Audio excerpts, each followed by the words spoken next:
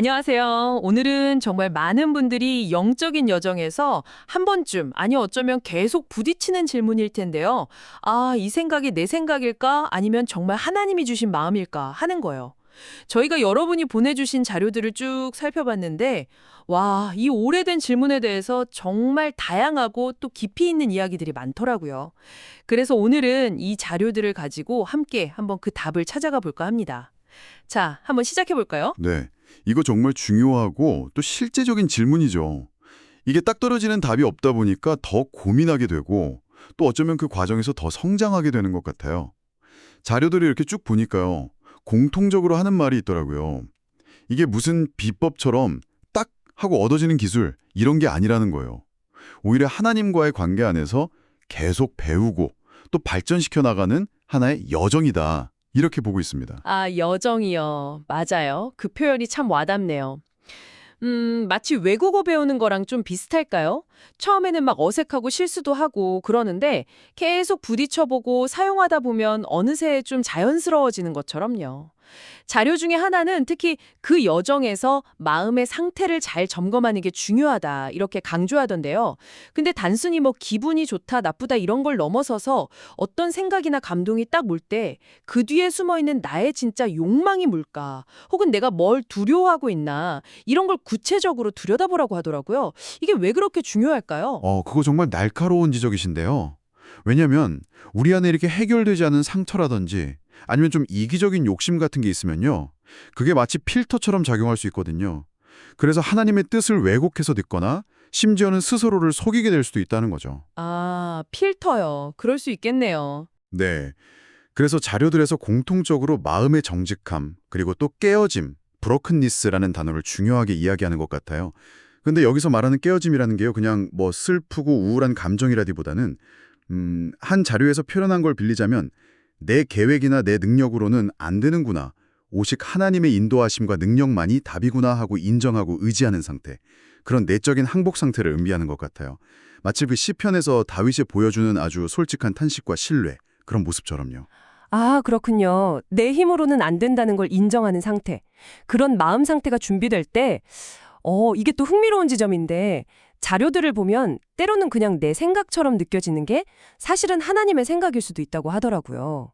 특히 내 삶의 어떤 주도권 같은 걸 하나님께 이렇게 내어드리고, 아, 정말 그분의 뜻대로 살고 싶다. 이렇게 마음 먹었을 때는 더 그렇다는 거죠.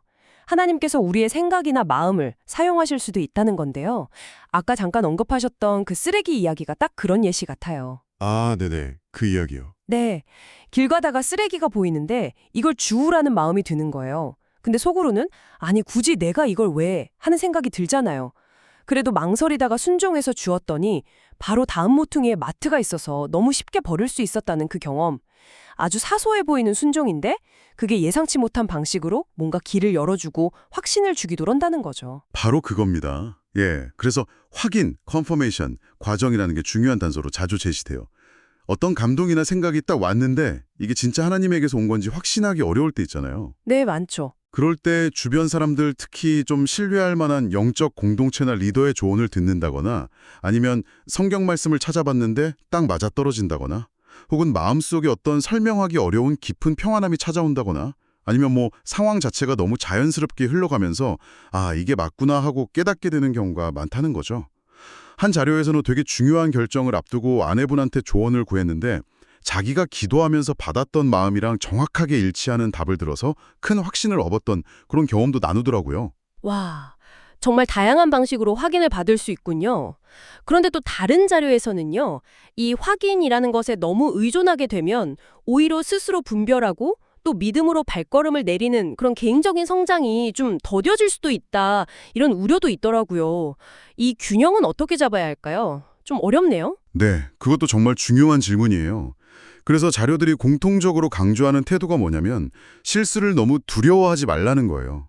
오히려 하나님을 신뢰하는 마음으로 일단 순종하면서 나아가 보라는 거죠. 실수해도 괜찮다. 네, 실수했다면 솔직하게 인정하고 회개하고 거기서 또 배우면 된다는 거예요. 그런 격려들이 여러 자료에서 보이더라고요. 핵심은 완벽하게 딱 분별해내는 것 그 자체에 있다기보다는 하나님과의 관계 속에서 그분의 성품을 더 깊이 알아가는 그 과정에 있다는 겁니다. 이 음성을 듣고 또 순종하려고 애쓰는 그 모든 과정 자체가 우리를 하나님께 더 가까이 이끌어주고 또 그분의 사랑이나 지혜, 능력을 더 깊이 경험하게 만드는 통로가 된다는 거죠. 그리고 한 자료에서는 이런 경험을 한 후에는 꼭 시간을 내서 이번 일을 통해서 내가 하나님에 대해 새롭게 알게 된 건 뭐지?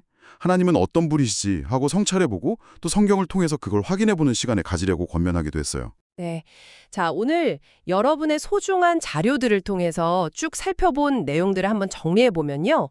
하나님의 음성을 분별한다는 것은 무슨 비밀 공식을 해독하는 게 아니라 하나님과의 살아있는 관계 속에서 신뢰와 순종, 그리고 꾸준한 성찰을 통해서 계속 자라가는 여정이다. 이렇게 말할 수 있겠네요. 내 마음의 동기를 정직하게 들여다보고 또 말씀이나 공동체 상황 같은 다양한 방식의 확인에 귀를 기울이고 무엇보다 이 모든 과정을 통해서 하나님이 얼마나 신실하고 또 우리를 사랑하시는 분인지를 알아가는 것, 이게 핵심인 것 같습니다. 그래서 이 모든 것이 우리에게 궁극적으로 말해주고 싶은 바는 뭘까요? 그렇죠. 그러니까 완벽하게 분별했냐 못했냐 이 결과 자체보다도 그 과정 자체가 하나님을 더 알아가고 더 신뢰하게 되는 길이라는 거죠. 마지막으로 여러분께 이런 질문을 한번 던져보고 싶습니다. 어쩌면 우리가 이게 내 생각일까 하나님의 생각일까 하고 이렇게 진지하게 고민하고 구별하려고 애쓰는 그 노력 자체가 이미 우리를 하나님과의 더 깊은 대화, 더 친밀한 관계로 이끌고 있는 가장 중요한 과정은 아닐까요? 이 질문에 대해서 여러분은 어떻게 생각하시는지 한번 생각해 보시면 좋겠습니다.